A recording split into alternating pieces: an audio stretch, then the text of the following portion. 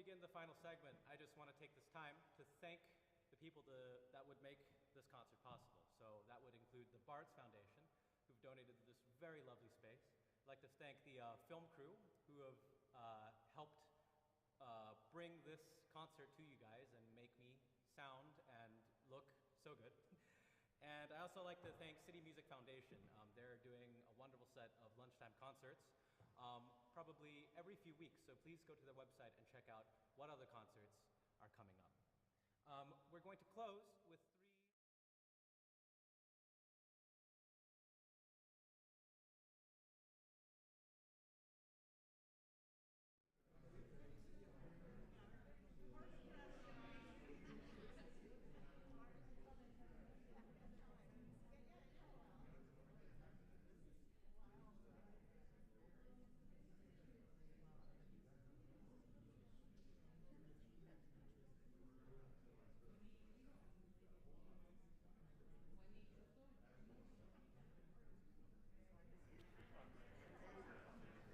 Can we please take our seats? Can you please take your seats so that we can start? Thank you.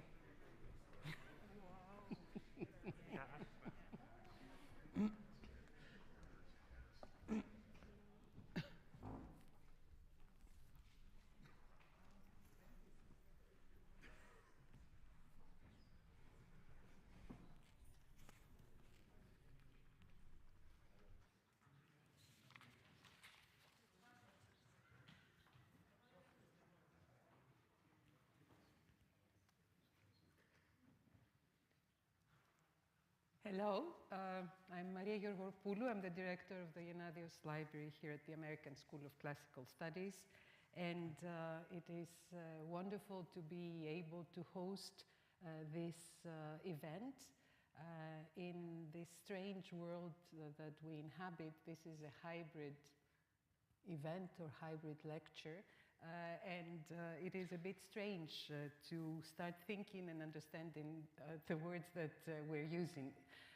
But in any event, it is really a great pleasure to be here and to introduce a colleague and a longtime friend who also happens to be an overseer of the Gennadios Library, Anne McCabe, who is a research associate at the Center for the Study of Ancient Documents at Oxford.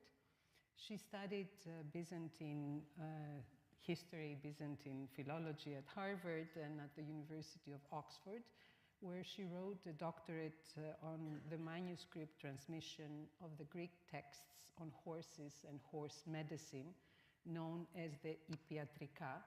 And she wrote her dissertation under the supervision of Professor Cyril Mango. Her dissertation, which is a handbook for veterinarians and horse keepers, and a relatively little-known text, was published as a book entitled The Byzantine Encyclopedia of Horse Medicine, the Sources, Compilation, and Transmission of the Hippiatrica, in the series on Byzantium, Oxford Studies on Byzantium in 2007. And according to one reviewer, the book set new standards for those interested in the communication of scientific knowledge and its transmissions through the centuries. And he continues, McCabe handles the project with aplomb and leads the reader seamlessly through this labyrinth with clear prose and fine, extensively supported argument.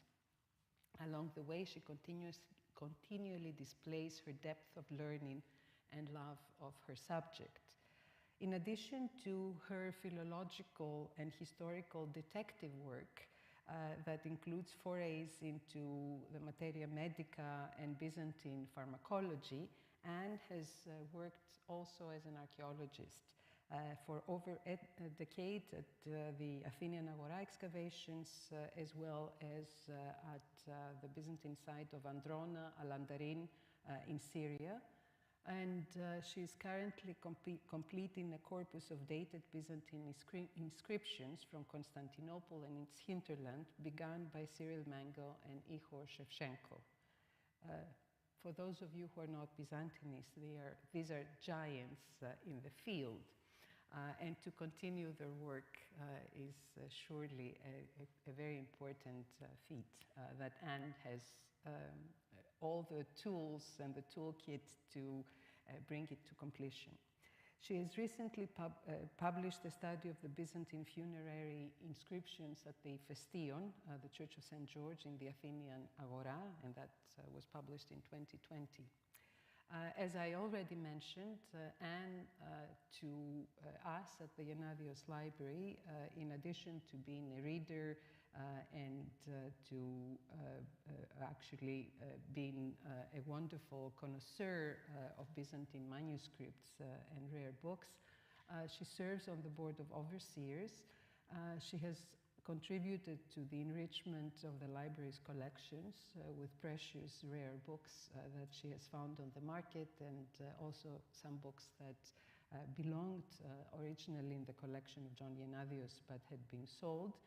And I wanted here to mention our gratitude because she managed to assure that the library of Cyril Mango, the late Cyril Mango, will find a home here at the Gennadios Library. Her talk tonight beautifully bridges the two sides of Suevia Street, but also the faraway part of the American school at the ancient Agora of Athens. As she's speaking to us on the occasion of a fantastic exhibition, Epos, the Horse in Ancient Athens, curated by the director of the American School, Jennifer Niles. She's also combining this with an intriguing Byzantine textual tradition that sort of brings us closer to the Gennadios, and of course the antiquities of the Athenian Agora. Please join me in welcoming Anne McCabe to the podium, and she will talk on Simon of Athens, two Byzantine manuscripts, and a lost bronze horse from the Athenian Agora. Anne.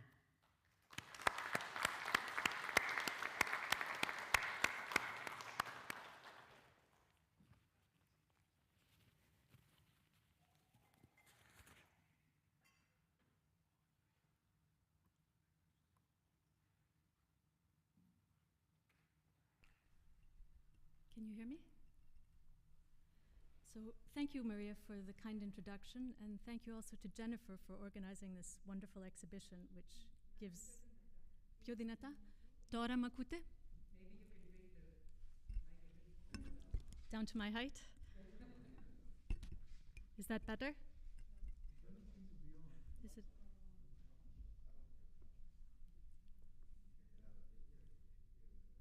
Can you hear me now?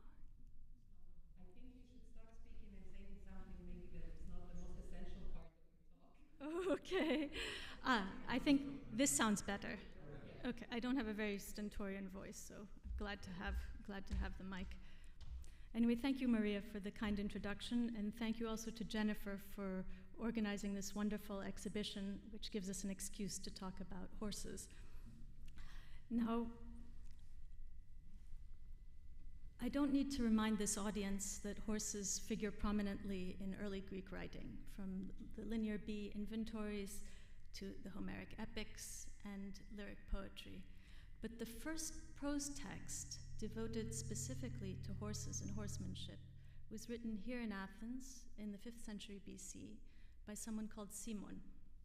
And I'm going to talk about him this evening. His text is preserved only in fragments, the longest of which is about 2 pages if you type it out. And then there are a few quotations in later authors. And the long fragment is preserved only in 2 manuscript copies. But in spite of this small amount of text, Simon is exceedingly interesting. His text is of interest to classicists as a specimen of early Attic prose. It's of interest to archaeologists because of his relation to certain monuments of classical Athens. And it's interesting to Byzantinists too for its interesting transmission from Athens to medieval Constantinople and down to the present day. And of course the text is very interesting to horse lovers because it's very good. It's well written and it's full of useful advice. So Simon appears to have been a recognized authority even in antiquity, and maybe a bit of a celebrity too. The most reliable testimony is that of Xenophon, who mentions him right at the beginning of his own treatise on the art of horsemanship. And Xenophon says with typical modesty that he has a bit of experience, with horses and horsemanship, and so he's going to set down some advice for his younger friends. So this has been taken to mean that he's writing later in life, after he's returned from the great expedition and while he's in exile from Athens, so maybe around 430. In the first decade of the 4th century, rather. And Simon says, he excuses himself for writing on the subject because he says, Simon has already written about horsemanship. And Xenophon continues saying that he won't omit from his own treatise what Simon has already said about the subject, because it's more reassuring when the advice is shared, when the opinion is shared by two experts. And so here is the beginning of Xenophon's text. We shall not erase from our work the conclusions that happen to coincide with Simon's, but shall offer them to our friends with far greater pleasure, in the belief that they're more worthy of acceptance because so expert a horseman held the same opinions as we ourselves. And then Xenophon says that he'll add in whatever Simon has omitted. So the two manuscripts and all mentions by later authors agree that Simon was from Athens. And here you can see the title of one of the manuscripts, Simonos Atheneu. And the title of his treatise is Peri idus ke epilogis ipon, or at least that's the title of the fragment that we had, on the form or conformation and choice of the horse. Now, Simon doesn't tell us anything in the fragment about himself, and so people have tried to identify him. For example, Edward Gerhardt said he must be this charioteer who's labeled Simon, but this black-figured vase is probably a bit early. It may well be that Aristophanes is referring to our Simon in his play The Knights, where one of the leaders of the chorus made up of knights, of course, is called Simon. And people have argued that Simon, the author, must have been Hipparch in 424. That was the year when The Knights was produced. That might be going too far, but it may well be that he's sort of name-checking an eminent horseman who might have been in the audience. There's more evidence from the onomasticon of Pollux, which is a sort of lexicon of Attic diction that was dedicated to the Emperor Commodus at the end of the 2nd century AD. And Pollux mined Simon's text for good Attic usage, and so his lexicon is a source of several quotes. And one of them, which is in a part of the treatise which deals with parts of the eye, begins, "Eyelashes are the hairs that grow on eyelids. The lower eyelids are bare of such hairs. For this reason, Simon reproached the ignorance of Mikon, since he depicted lower eyelashes too in the painting of the horse."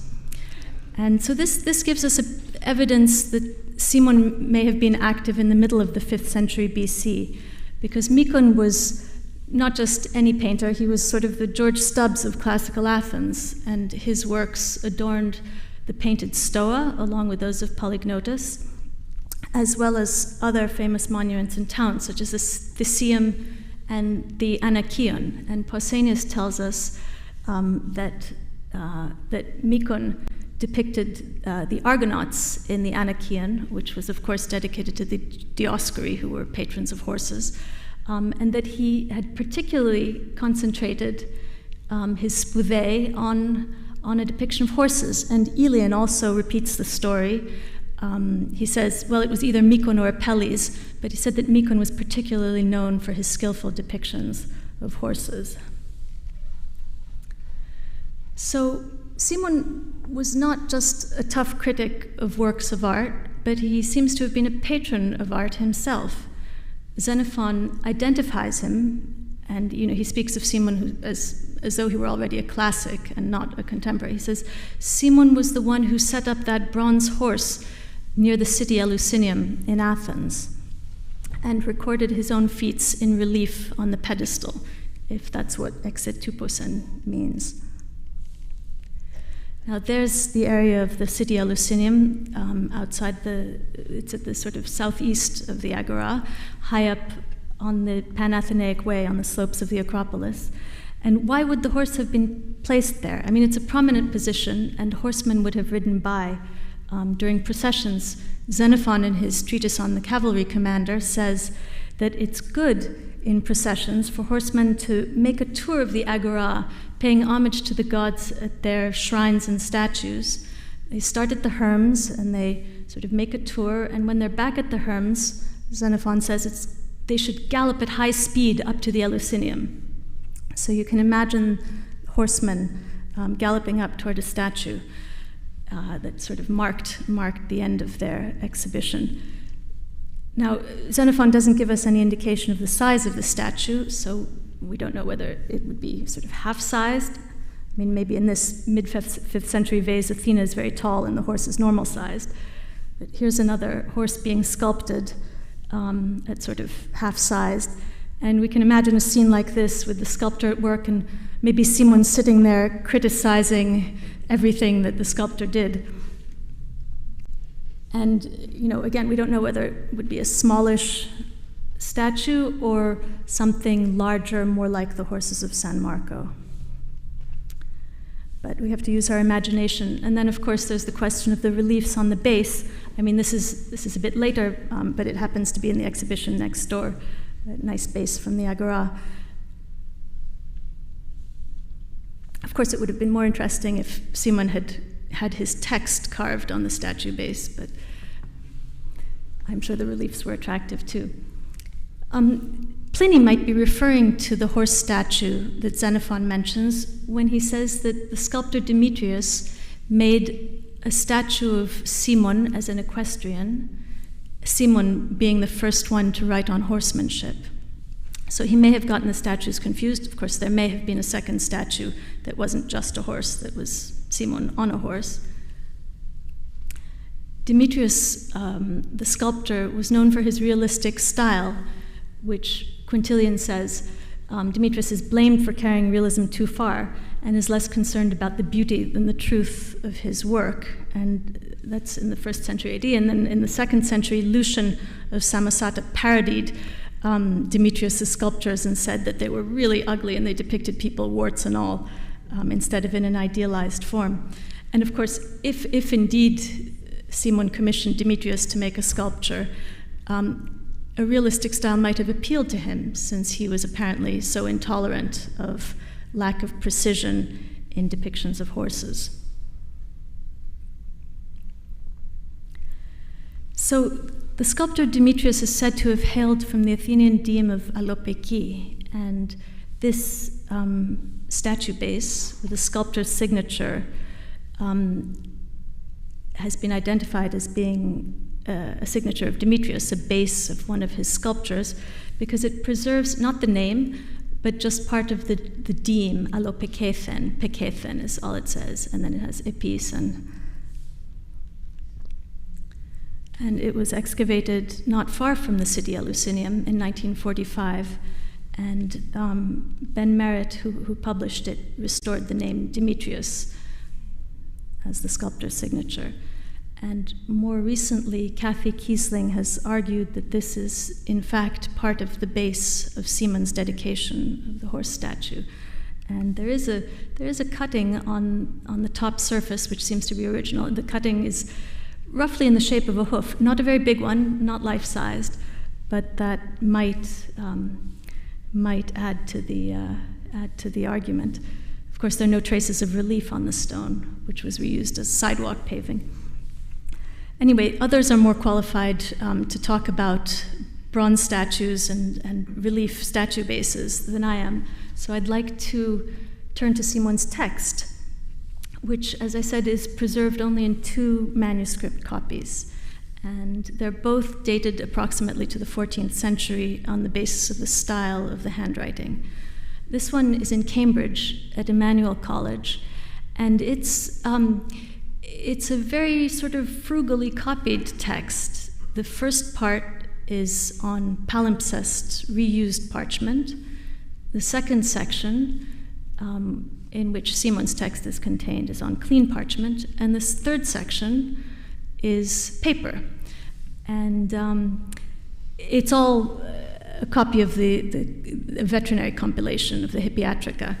But it was heavily used, maybe even in the stable, because there are leather tabs marking where different chapters start, and there are annotations throughout in a hand probably of the 15th century. And these are explanations of tricky words in simpler Greek. And so you can see that in Simon's text especially, the ancient vocabulary needed translation for a reader in the 15th century. And you also see that its vocabulary and grammar tripped up the scribe in many instances. I mean, that things like duals and optatives are copied with a lot of spelling mistakes by this 14th century copyist. So here you can see some of the interlinear glosses in Simon's text.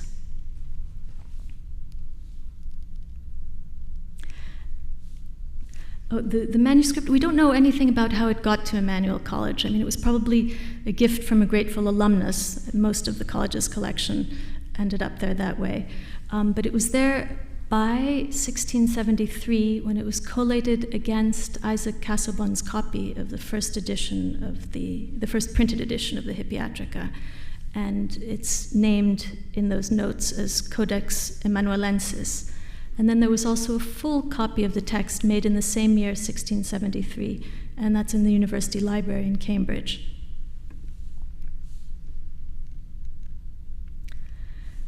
The other manuscript is in London at the British Library, and the scribe was much better with spelling and grammar and things like that. The text it's a better version of the text, although both manuscripts are independent from one another.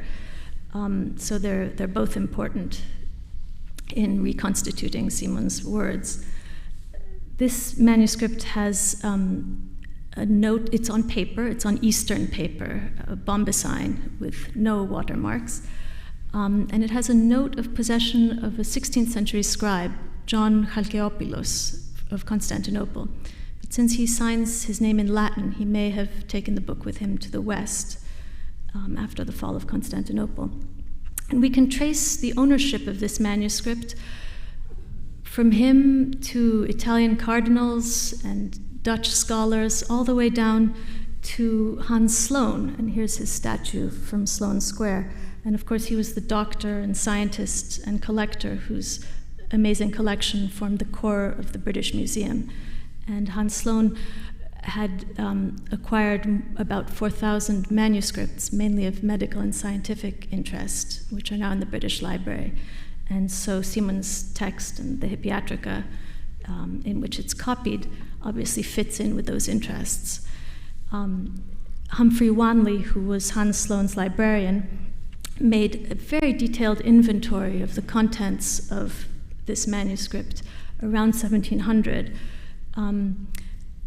And so he knew about Simon's text, but it was not published at that point. The text was published for the first time by Charles D'Arenberg, who found it in the Cambridge manuscript, and that was in 1854. And since then, it's been published no fewer than 7 other times, so a total of 8 times. It's been translated into German and into English, and it has received more attention in a way than the rest of the Hippiatrica, of which there's only one modern edition. So Simon doesn't tell us anything in what remains of his text. So we, learn from other authors that he was prosperous enough to have commissioned what must have been a fairly expensive work of art, that bronze horse. We know that he was literate and that he had enough education to write with style. And we also hear that he was confident enough to criticize a famous painter. And his text is also very confidently written. And it's entitled, as I said, Peri idus και επιλογής ύπου, on the form. Eidos is, of course, the word used for the Platonic forms.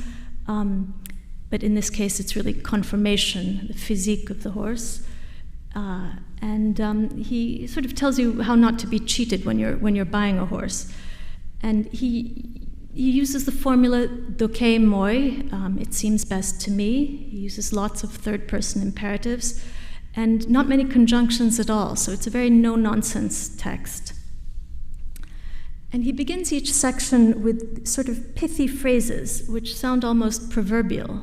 And the language of the stables is still a very old-fashioned, very traditional language, and still has its own set of proverbs.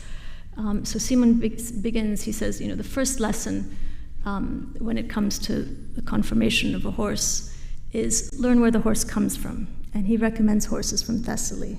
And that's confirmed by other ancient authors that Thessaly, with its plains and rich grazing, produced big, strong, healthy horses, which were famous.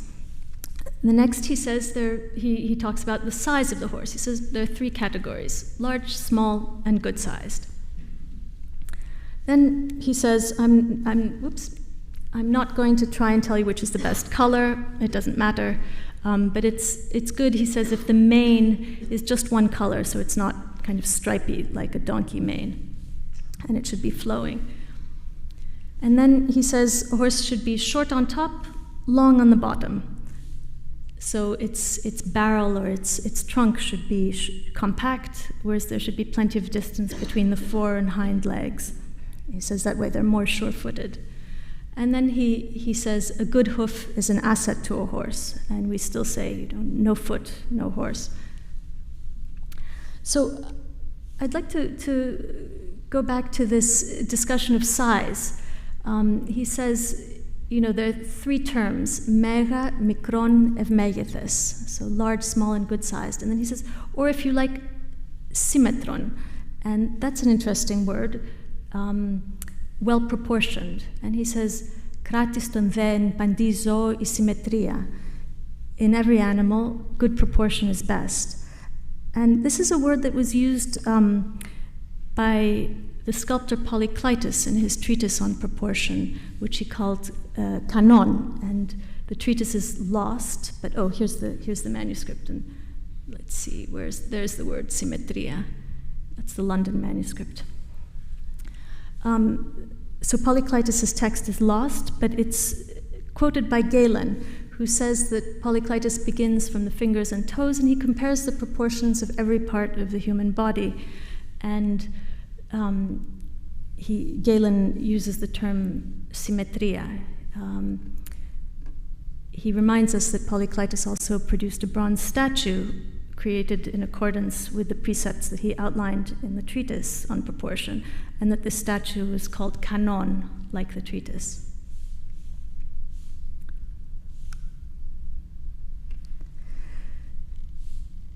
So, there are many marble copies of the kanon or the Doryphoros, but this one is a modern one made of bronze. It's in the university in Munich, and it was made from casts of the best marble copies.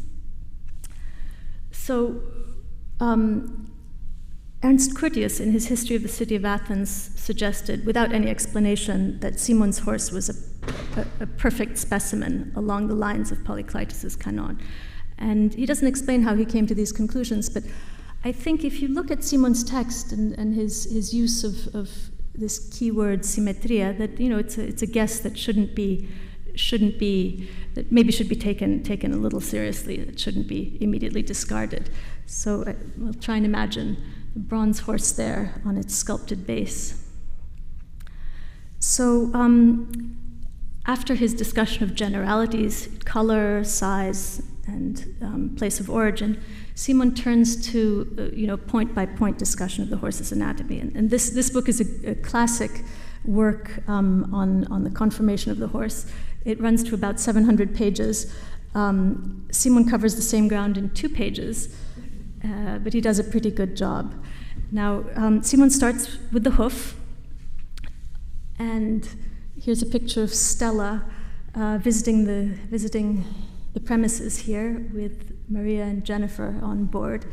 And Stella was newly shod with her hoofs trimmed and oiled for the occasion. And she wears special non-slip plastic shoes, but ancient Athenian horses were not shod. So you see why Simon insists that a good hoof is an asset to a horse, and why he begins his discussion with the hoof. He says that the horn of the hoof, that's the nail part, should be thick, and that the hoof should be hollow and not fleshy. He doesn't use the technical anatomical term for the frog, which is the fleshy triangle in the middle of the hoof, which later writers use. I mean, Xenophon calls it helidon, other authors call it vatrachos, but Simon just says that the proof of a good hoof, of a strong hoof, is its sound, that it rings like a cymbal, like the clash of a cymbal. Kymvalisi is the Greek word. And then he continues and he says that the cannon bones should be shaggy, that the horse should not walk like a dog on flat feet, and that the lower leg should be sinewy and not fleshy, but above the knee it should be fleshier and muscled. Then he continues to the chest. He says it shouldn't be too broad or too narrow, and the neck shouldn't be short. He says that the neck should be narrow at the point where it joins the head, and that it should curve backwards. The crest should be high. The head should be held high, he says. That it should be lightly dished or slightly concave, with big nostrils, big eyes, small teeth, small ears, and a small chin. And that the neck shouldn't be short. And here's the beautiful horse head that was one of the stars of the show before it went back to Florence. In fact, I mean, you can read Simon's description of the points of the horse, both as a description of an ideal real horse and as a sort of ekphrasis of a statue almost. So he continues and says that the withers should be as high as possible, and that the haunches should be massive, that the gaskin should be muscled, but not too fleshy, and the tail should be held high, and it should be long and with long hair.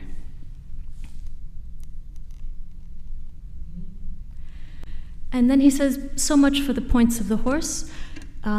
The best horse, the Aristos, is the one that has all of these characteristics. But then he's realistic and he says the second best horse will have most of them. And then we have what seems to be the beginning of the next chapter, which discusses the physical development and early training of the colt. And so Simon says the colt should be taken away from the breeding herd at age 2, and by 30 months it will get its first teeth. And so he goes on with careful observations of when the teeth come in, and he says the horse will be at the prime of its life at age 6, when it's swiftest and most daring. And sadly, the text breaks off there. So Pliny, who also wrote about the points of the horse, says, well, Virgil wrote very beautifully on the subject, I wrote on it too, and just about every author seems to agree on the subject. And of course, this is partly because standards of healthy, desirable conformation a horse don't change.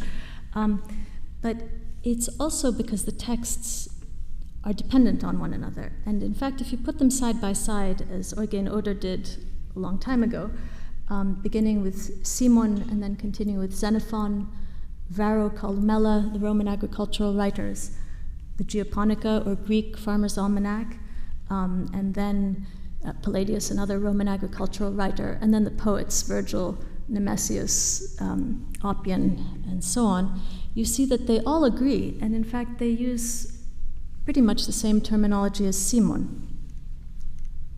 So he's at the origin of this important tradition. Xenophon tells us that he is repeating Simon's text, and he quotes him by name. He quotes him by name with regard to the sound of the hoof. He also says, Simon says that what a horse does under compulsion is never graceful. It's as though you would whip and spur a dancer. We know that Simon used the text very thoroughly. Pollux also mined it very thoroughly as a source of good Attic usage. And from him, we learn not only the story of Simon's criticism of the painter Mikon, but also he gives us a few excerpts from later in the book, from the part that's more on horsemanship. And so he says, the horse's gait is best when it's close to the ground, when it doesn't lift its legs too high, so it's more efficient. He also says that a young horse should be accustomed to varying terrain during its training. And then Simon's work appears in the agricultural compilers and the veterinary authors. The missing link here is the agricultural compilation of Cassius Dionysius, which is lost, but we know a certain amount about it. There was a very famous treatise on agriculture by Mago of Carthage, and it was written in Punic. And after the fall of Carthage in 146, the Roman Senate ordered this text to be translated into Latin. I mean, it was considered that useful. And then around 88 BC, Cassius Dionysius translated it, possibly again directly from the Punic, into Greek. But he added to it a lot of Greek authorities, and that's how Xenophon's work and Simon's work, because they both seem to have figured in it, entered the realm of agricultural authors. And Cassius Dionysius' text seems to have had ideal descriptions of every farm animal, not just horses, but also cows and goats and sheep and so on. And they are repeated in Diophanes, who made an abridged version of this very long and bulky agricultural manual, Anatolius and Cassianus Bassus, who are the sources of the Byzantine Geoponica that has come down to us. And then Cassius Dionysius also seems to have been a source for the late antique veterinary writers, Apsyrtus, who was a Roman army horse doctor, probably in the 4th century, Hierocles, who was not a horse doctor, but a Roman lawyer who wrote a treatise on horse medicine, which just sort of plagiarized Apsyrtus and put it into higher style. And then Theomnestus, who is another army doctor who traveled with the Emperor Licinius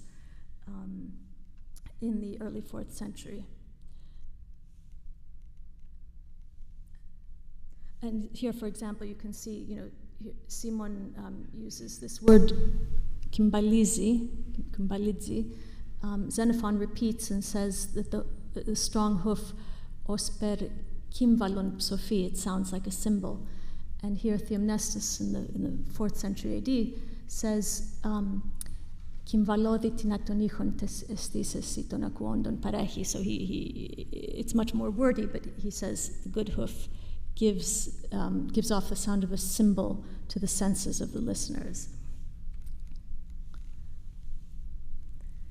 So, how in both the Cambridge and the London manuscripts, Simon's text is part of this encyclopedia of horse medicine. How did he doesn't seem to have written anything about medicine himself, about the medical treatment of horses, but how does his text get into this huge compilation?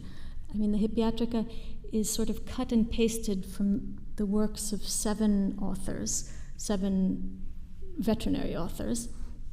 And it's a big compilation with about 100 chapters, and they go through ailment by ailment with this double organization. So here's, for example, the chapter on cough, and you have excerpts from all 7 authors listed more or less in alphabetical order according to the first letter in Greek of the author's name. And so it's a way of getting not just a second opinion, but also a 3rd, 4th, 5th, 6th, and 7th. And so, useful if you're a horse doctor, although sometimes confusing because you have too many opinions, but also useful for comparing the literary styles of the texts. And this sort of compilation has its roots in scholarly activity of late antiquity, the gathering of texts into corpora, the comparison or synkrisis of texts, and the gathering of extracts from different texts into florilegia. And the first type of such compilations appear in the disciplines of medicine and the law. So there's the Medical Encyclopedia of Oribasius, and the Theodosian Code is a well-known example. And those are, of course, disciplines that require of their practitioners a familiarity with a huge volume of technical literature. So this is a way to try and cut all of that literature down to manageable form, so you can look up a subject and find what different authors have to say about it. And here in this famous 6th century manuscript of Dioscorides in Vienna, you can see a kind of composite scholia, which are related to this type of compilation. So here is Dioscorides' text on the asphodel, and then in the lower margin you have excerpts from 2 other authors, Galen and Crateuas, on the same plant. So you have 3 opinions presented on the same page. And here's a 10th century copy of Dioscorides in the Morgan Library in New York. And at this point, the same scholia have been integrated into the main body of the text. So you have Dioscorides' text here and Galen's opinion right below it. So a sort of embryonic form of the encyclopedia. And the Hippiatrica is our main source of information about horse care and medicine from late antiquity on. And it was probably first assembled in late antiquity because the authors all seem to belong to that period. They use a lot of Latin loanwords in their text, and they allude to Roman institutions. And of course, around that time, in, say, the 4th or 5th century, horses were absolutely essential for the functioning of 3 great institutions of the Roman state: the army, the hippodrome, and the public post. And they all required quantities of horses and obviously horse care. So it was important to have veterinary texts too. So we don't know whether, here's an aerial view of Istanbul, and you can see the Byzantine Hippodrome down there. Now, the Hippiatrica may have been assembled first in late antiquity, but it was re-edited in the 10th century during a movement of re-editing of compilations, and late antique compilations, and the creation of new ones on their model. And so this happened in the scriptorium of the Great Palace, which, you know, the Great Palace covers this area under the Blue Mosque and downhill from St. Sophia. And the hippodrome was still important in the 10th century, although races were on a much smaller scale than before. And of course, the empire had contracted, so you couldn't bring horses from Libya or Spain anymore. But in the meantime, a new equestrian sport, polo, had been adopted by the Byzantines. And so there was a polo field in the Great Palace, and that was somewhere around there. There was also one here in Athens, probably, you know, near where the central market is. So this movement of re-editing compilations was carried out under the aegis of the Emperor Constantine VII Porphyrogenitus, whom you see in this ivory. And he, for the edification of his son Romanos, had encyclopedias compiled on statecraft and history and military tactics and agriculture. I'm afraid Romanos didn't live up to his father's expectations. But anyway, the Hippiatrica, the veterinary encyclopedia, was re-edited at this time too. And here's a copy of that re-edition. It's in Berlin. It belonged to Thomas Phillips, the bibliomane. And it has been identified as a product of the imperial scriptorium of Constantine VII on the basis of its size. I mean, it's enormous. The quality of its parchment, its beautiful, pretentious calligraphy. I mean, you see these curlicued letters here, Apsirtu peripiretu, apsirtus on fever, chapter 51. And then, of course, this gold decoration, which is almost on every page, and it looks like enamel. And remember, this is a text on sick horses, and it talks about mud and blood and leeches and manure and things like that. But it's really a very, very beautiful and lavishly produced kind of coffee table book. Now, the Cambridge and London manuscripts of the Hippiatrica that contain Simon's text are both based on the text of this 10th century reedition. The text was of the late antique veterinary authors was sort of polished. Latin loanwords were replaced with Greek words. It was the same treatment that was given to the lives of saints, the so-called metaphrasis. It doesn't really make sense for technical manuals, but anyway, the Cambridge and London manuscripts have this polished text, and they also have a bunch of other sources added in, and these sources were used, they were sort of recycled among many of the compilations produced for Constantine Porphyrogenitus. So, for example, excerpts from the Kestoi of Julius Africanus, these kind of crazy texts which have magic and science and eccentric advice, they were used in the Hippiatrica and also in the compilation on military tactics.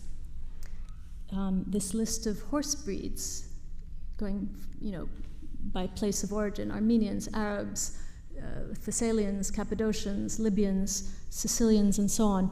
That was added to the Hippiatrica, but also to the bestiary of Constantine VII.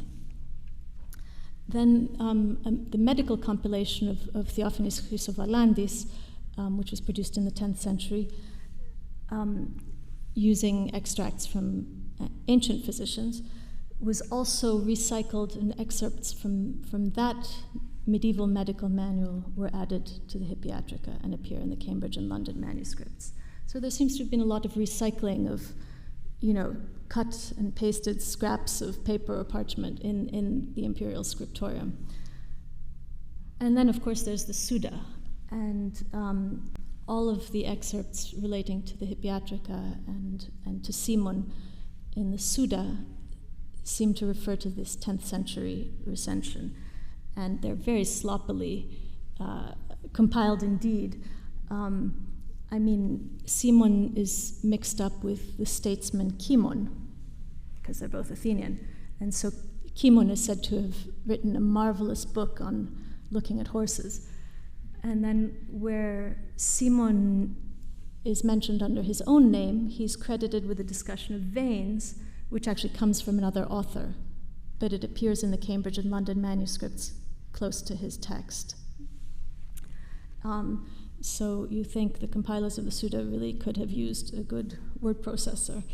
And it also shows us that we can't rely on its testimony about Simon, because when the Suda says Simon wrote a book on horse medicine, it actually means we found a text attributed to Simon the Athenian in a compilation of veterinary texts.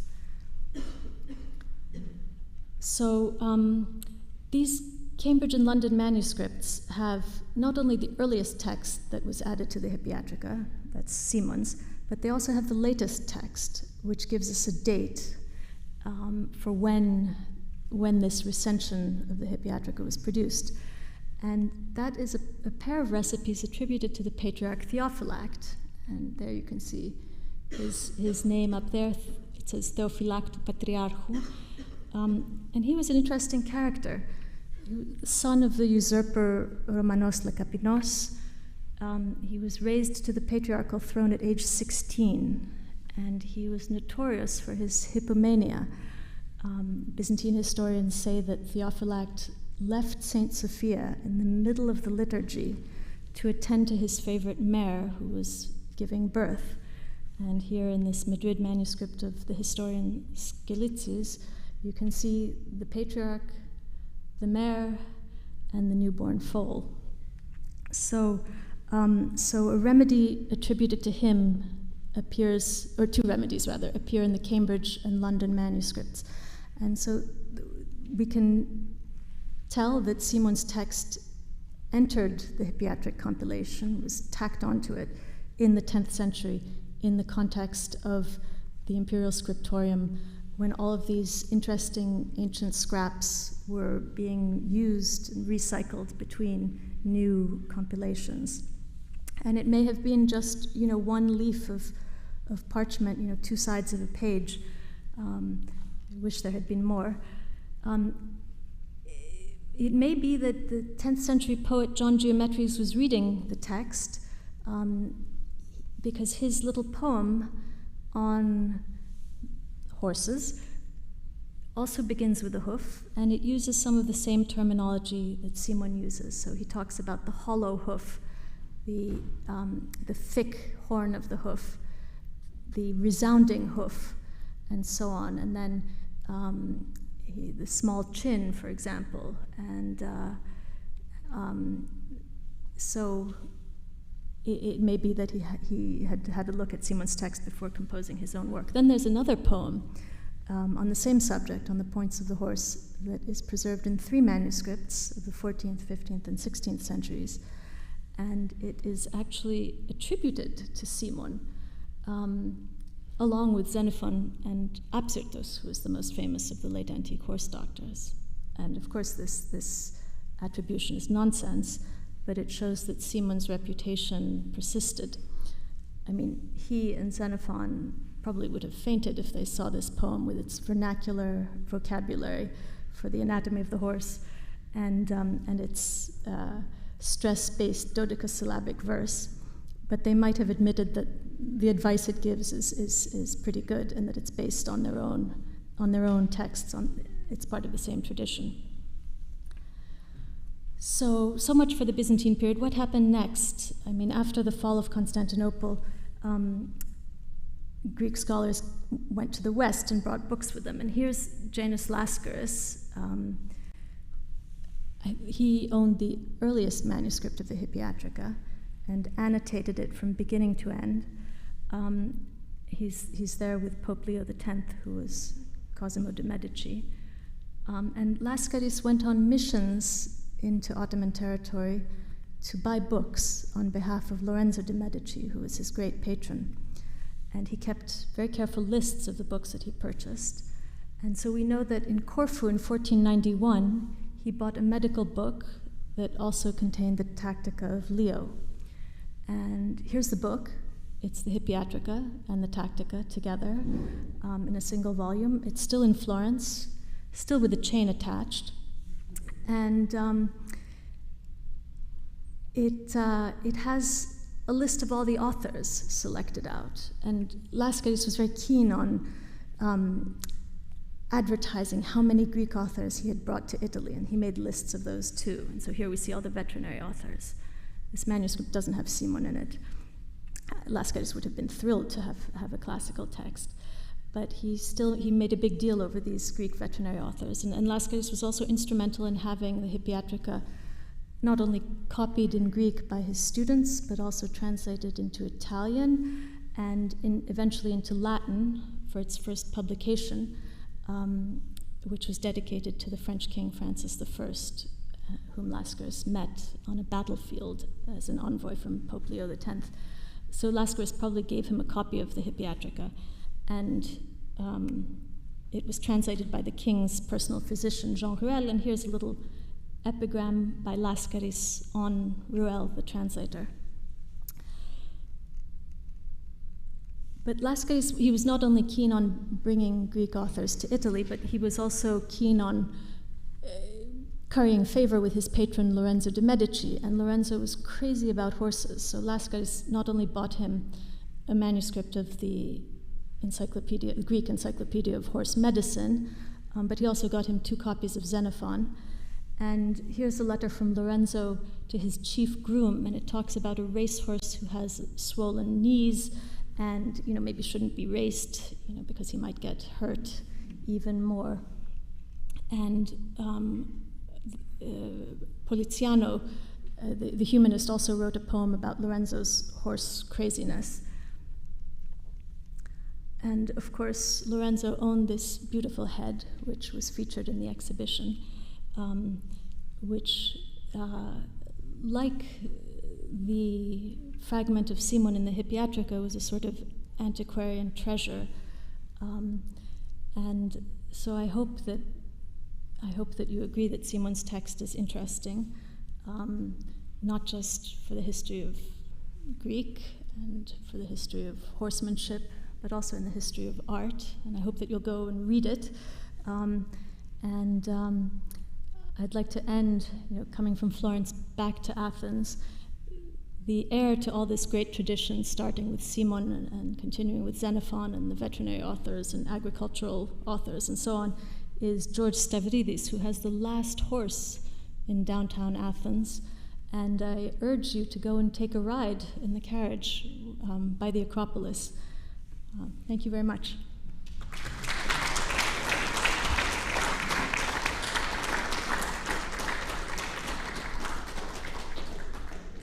Thank you, Anne, for taking us from the 5th century BC to, Athens today. But also, a special thanks on behalf of the Gennadios for talking about Laskaris and the fate of these wonderful manuscripts, but also reminding us or talking about the compilation of texts and all this very, very important and interesting transmission of ancient texts, Greek texts, through Byzantium. So we have this hybrid event, so we can have questions from the audience, and we can have questions, of course, online. And I urge the people who are online to pose their questions in the Q&A. But we have a question in the back here. I can just ask him.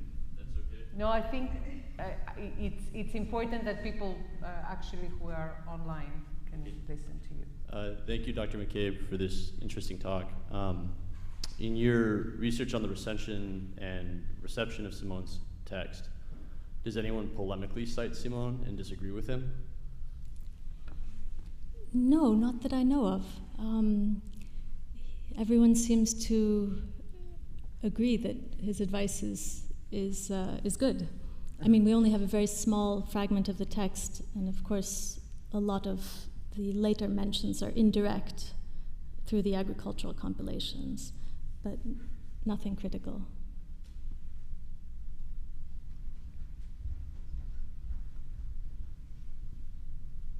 Thank you so much, Anne, and also for writing about Simon for a forthcoming book on bilingual book on horses, which is about to appear, which was written in conjunction with the exhibition. I'm particularly interested in the fact that Simon dedicated this horse statue in the Eleusinion. I'd be curious what he thinks his feats were. Was it writing the book, or did he have other equestrian feats? Do you think he was a cavalryman? And in light of the Eleusinion, of course, it's the place where the Apobates race stopped, which is one of the most spectacular hippic events in the Agora, held at the Panathenea. But there's even a more interesting connection, I think, which is with this, one of the eponymous heroes of Athens was named Hippothon. And of course, he was sired, like all horsey heroes, by Poseidon. I can't remember what happened to his mother, but he was suckled by a mare. That's sort of this Romulus and Remus story about him, and we have a picture of a vase in the exhibition showing that. But if you read about his connections, his geographical connections are all with Eleusis. So he seems to have had his hero shrine there. He might have been worshipped there. He might have been, we don't really know. And of course, I don't know of any connection between Demeter and Kore with horses other than in Arcadia, which has odd things, but religious things. But so I just wonder if he didn't know of this connection, or whether that may even have been his tribe. I guess we'll never know that, but I just think it's interesting that he chose the Eleusinion. Well, as a Byzantinist, I'm out of my depth in classical Athens, so it's very interesting. And of course, horses eat a lot of grain, and so the connection with Demeter and with agriculture is something to think about. There is a very specific question from online. Could Pliny's equitem Simonem mean the knight Simon and not Simon on a horse? It could, of course. Okay. But in that case, it would be a different statue, a statue of the man, and not Simon's own dedication. Okay. Which is possible. There are two questions here in front. Is there any indication? We cannot hear you. Yeah. Is there any indication, the two manuscripts from the 14th century, where the information in those came from? Is there any indication as to the transmission, how these two manuscripts suddenly appeared? I think that the recension that they belong to, one isn't derived from the other, they seem to have a common archetype. It seems to have its origin in the 10th century, based on maybe the rough draft of that very splendid imperial manuscript, because I imagine that the whole work of metaphrasis, of going through and polishing the text, wasn't done immediately, in the fine copy. So there must have been a rough draft kicking around the imperial scriptorium, and that was used maybe not too much later, and other material was added to it that also happened to be lying around the same place, the excerpts from Julius Africanus, the remedies of the patriarch Theophylact, and Simon's text.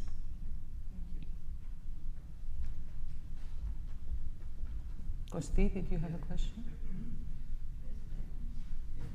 Related to the last question, what evidence do we have about how widely were these manuscripts used, circulating? Who owned them, used them? Do you have any evidence? There's a great diversity. The Hippiatrica, it's a very technical text, but it's interesting for many reasons. It has descriptions of diseases, so it has the technical language of medicine, very rich vocabulary. It also has magic in it. It has a lot of pharmacology, descriptions of plants and even more exotic substances used as drugs. It has a variety of letter forms, including collections of, epistolographic collections, treatises that were composed as a collection of letters. It has rhetorical proemia. It has the descriptions of symptoms and then prescriptions for the cure, and then it has simple recipes that don't have any syntax at all. So there's a lot in it that could appeal to a variety of people. So we see the coffee table version, which was prepared for an emperor, and of course horses were part of the imperial image, the hippodrome, the polo field, and so on in the 10th century. But then you have humble copies like the Cambridge manuscript, which could have been used in the barn, and heavily stained and annotated and so on, intended for practical use.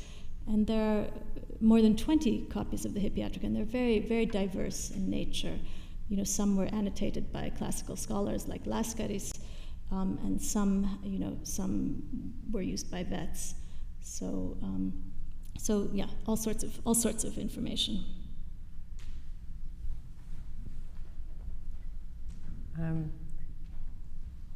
Could I ask you? The word kinval, that the ancient words were or translated or explained. What was the simpler words? What were they? Well, it's a bit like, if you or I pick up Simon's text, we would probably have to look up a few of the words in the dictionary. We might write them into our copy of the book. It's like that. I can go back and we can look at some of the. Would you like to look at some of the specific ones? No. It was very interesting to me that 150 years later that sort of new words were needed, or something that presumably was understood in the 14th century when the copy was made. Somehow, I mean, in the 15th century, it was no longer, or whoever used it, I mean, yes. In fact, the copyist did trip up on a lot of the words and grammatical forms. The copyist of the Cambridge manuscript made a lot of mistakes. And then, of course, I mean, the text in the 15th century was already 2,000 years old. Yeah. And so it's excusable, I think, for the reader. And especially if it was a horse doctor or someone who couldn't be expected to have the classical vocabulary at his fingertips. But it's interesting. I mean, it would be an interesting exercise to go through and collect them just as evidence of what people didn't understand at the time. But I haven't done it. Any other questions? Well, I think then we should thank you very much for a very interesting and lively talk that truly painted a very important picture of a text or a version of a text as it moves through time. And for those of us who are here in Cotton Hall, I would like to invite you for a glass of wine, and then we can talk to Anne close up. Thank you very much.